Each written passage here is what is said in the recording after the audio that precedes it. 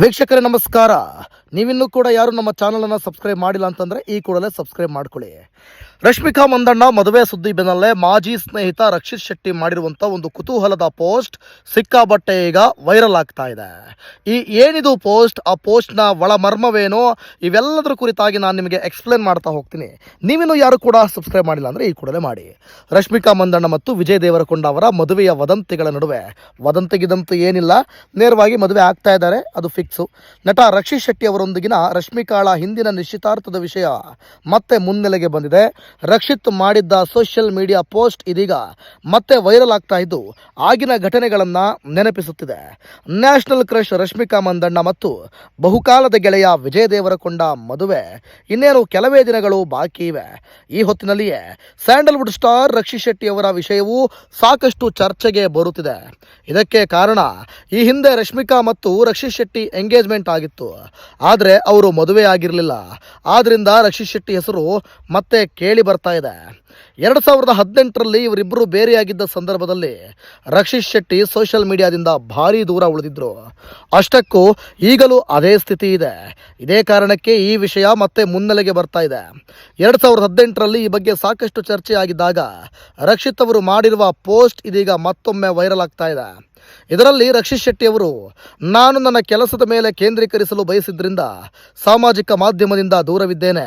ಇದಕ್ಕೂ ರಶ್ಮಿಕಾ ಮಂದಣ್ಣ ಸಂಬಂಧಕ್ಕೆ ಯಾವುದೇ ಲಿಂಕ್ ಇಲ್ಲ.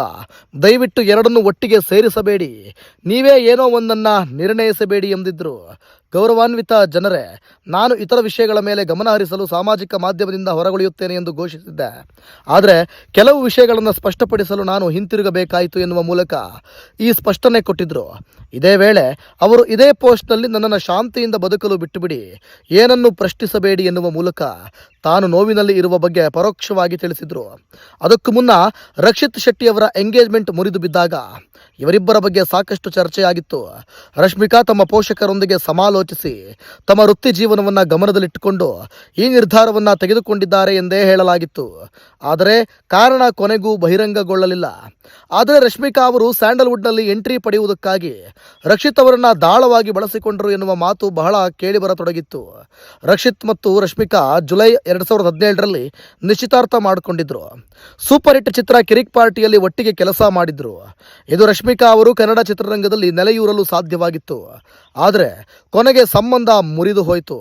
ವೀಕ್ಷಕರೇ, ಇವೆಲ್ಲವನ್ನು ಕೂಡ ನೋಡ್ತಿದ್ದಾಗ ಮದುವೆ ಅನ್ನೋದು ನಿಜಕ್ಕೂ ಕೂಡ ಸಮಂಜಸವೇ ಎಂಬ ಪ್ರಶ್ನೆ ಎಲ್ಲ ಹುಡುಗರಲ್ಲೂ ಕೂಡ ಕಾಡಿದೆ. ಇವತ್ತು ಹುಡುಗಿರು ತಾನು ಬೆಳೀತಾ ಇದ್ದೀನಿ ಅಥವಾ ತನ್ನ ಬೆಳವಣಿಗೆಯಲ್ಲಿ ನನ್ನ ಪಾತ್ರ ಮುಂದೆ ಹೋಗ್ತಾ ಇದೆ ಅಂತ ಅನಿಸುವಾಗಲೇ ತನಗಿರುವಂಥ ವೈಯಕ್ತಿಕ ವಿಚಾರಗಳಲ್ಲಿ ಒಂದಷ್ಟು ತ್ಯಾಗ ಮಾಡ್ತಾರೆ.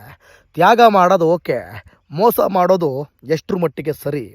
ಹುಡುಗಿರು ತಾನು ಬೆಳೆಯೋದಕ್ಕೋಸ್ಕರ ಇಷ್ಟಪಟ್ಟ ಹುಡುಗನನ್ನೇ ಬಿಟ್ಟು ಮುಂದೆ ಹೋಗ್ತಾರೆ. ಫ್ರೀಡಮ್ ಬೇಕು ಅಂತ ಆಸೆ ಪಡ್ತಾರೆ. ಇವೆಲ್ಲವೂ ಕೂಡ ಅವರ ಹಲ್ಚಲ್ ಬುದ್ಧಿಗಾಗಿ ಮಾತ್ರ.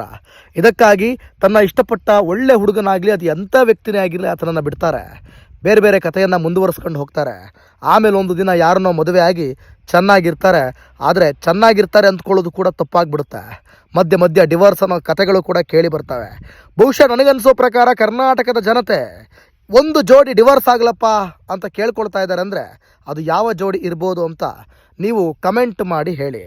ವೀಕ್ಷಕರೇ, ನಮ್ಮ ಕರ್ನಾಟಕದ ಜನ ಅಷ್ಟು ಈಸಿಯಾಗಿ ಎಲ್ಲರನ್ನೂ ಕೂಡ ಆಶೀರ್ವದಿಸೋ ಜನ. ಆದರೆ ಈ ಒಂದು ಜೋಡಿ ಡಿವೋರ್ಸ್ ಗ್ಯಾರಂಟಿ ಅಂತ ಹೇಳ್ತಾ ಇದ್ದಾರೆ. ಅದು ಯಾವ ಜೋಡಿ ಅಂತ ಹೇಳಿ ಕಮೆಂಟ್ ಮಾಡಿ. Thank you.